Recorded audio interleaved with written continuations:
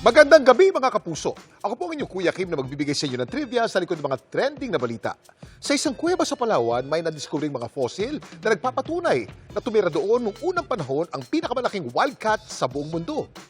Ano kaya yan? Ito ang mga piraso ng butong na diskubre sa Pilandok Cave sa Quezon, Palawan taong 2016. Sa loob ng ilang taon, mabusisi itong pinag-aralan ng mga researcher mula sa University of the Philippines, Diliman, National Museum of the Philippines, at Indigenous Palawan Community. At ayon sa kanilang pag-aaral, na nilathala kamakailan sa Cambridge Archaeological Journal, ang mga buto nagmula sa isang sinaunang hayop na nabuhay sa isla 20,000 years ang nakakaraan, ang Panthera tigris, na isang tigre. Ayon sa lead author ng study, ang archaeologist at associate professor ng UP School of Archaeology na si Dr. Janine Ochoa, ang Panthera tigris o harimaw kung tawagin ng ating mga kababayan sa Malaysia at Indonesia, ang pinakamalaking wildcat sa buong mundo. Ang halimaw sa Filipino, malamang ito ay hiram na salita mula sa salitang harimaw. Siya ay isang malaki, mabilis, malakas at matalinong klase ng tigre. Ang mga nadiskubring buto ng Panthera tigris sa Pilandok Cave, patunay na may mga tigre ngang natural na nabuhay sa Palawan noong unang panahon.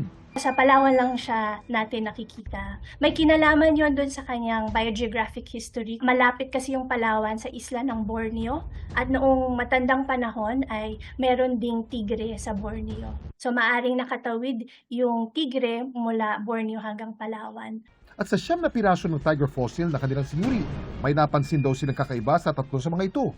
Meron 3 buto na nakakitaan natin ng bakas ng paghiwa o pagkatay.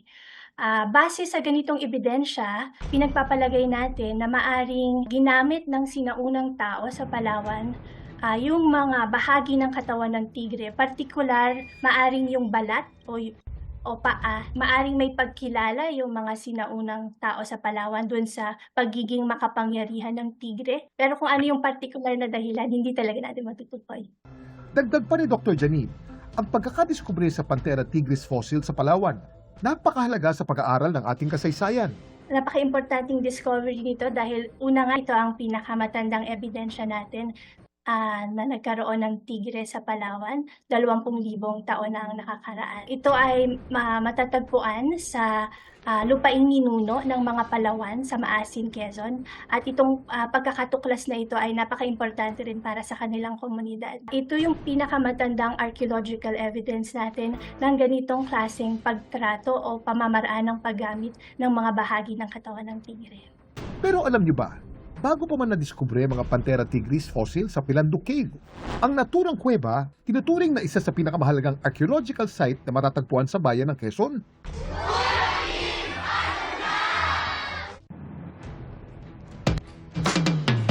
Naging sentro ng pag-aaral ng mga archaeologists noon ang Pilandok dahil sa mga natuklasan ditong ebidensya na nagpapatunay na may mga modernong tao nang naninirahan sa kuweba 20,000 hanggang 25,000 years na ang nakakaraan o sa kasagsagan ng last glacial maximum ice age.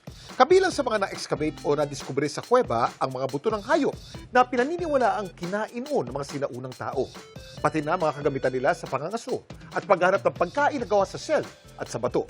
Ang mga na-discover sa Pilandok Cave hindi lang pinasilip sa atin ang naging pamumuhay ng ating mga ninuno.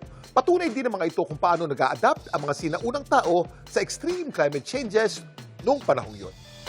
Samantala, para malaman ang trivia sa likod ng viral na balita, post o comment lang, #Kuya Kim, ano na? Laging tandaan, importante ang may alam. Ako po si Kuya Kim at sagot ko kayo, 24 oras.